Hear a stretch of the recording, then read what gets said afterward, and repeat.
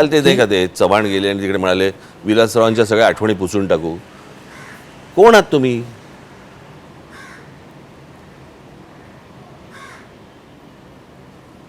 म्हणजे साधी गोष्ट आहे, आपण पदाने मोठे झालेलो आहोत, याचंही भान सुटलं यांचं. यांची पदं काढा हो, उद्या बाजूच्या गल्लीत गणपतीला नाही बोलवणार आहे ना.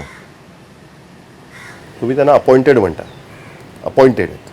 नाही नाही, ही सगळी बसवलेली माणसं आहेत ना, बसवलेली माणसं आहेत. हां बरं, पुढे. हां, तर बेसिकली आत्ताच्या परिस्थितीमध्ये कारण आम्ही देवेंद्र फडणवीस असं म्हणतायत की उशीर झाला खूप त्यांना एकत्र येण्यामध्ये. जर ते आधी आले असते तर गोष्ट वेगळी होती.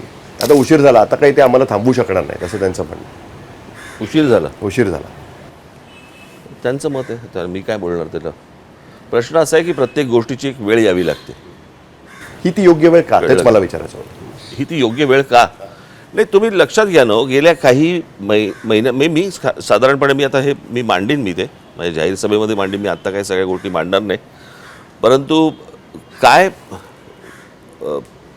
प्लान चालू आहे हा मला असं वाटतं महाराष्ट्रातल्या मराठी जनतेसमोर येणं गरजेचं आहे. महाराष्ट्रातल्या जनतेसमोर येणं गरजेचं आहे की कशा प्रकारचं ह्यांचं एक षडयंत्र हे रचलं जातं आहे किंवा आखलं जातं आहे. आणि हे गोष्ट गेली 50-60 वर्ष चालू आहे, परंतु काँग्रेसनेही इतक्या ॲग्रेसिव्हली जी गोष्ट केली नाही, तितक्या ॲग्रेसिव्हली आत्ताची गोष्ट केली जाते. काय फरक आहे?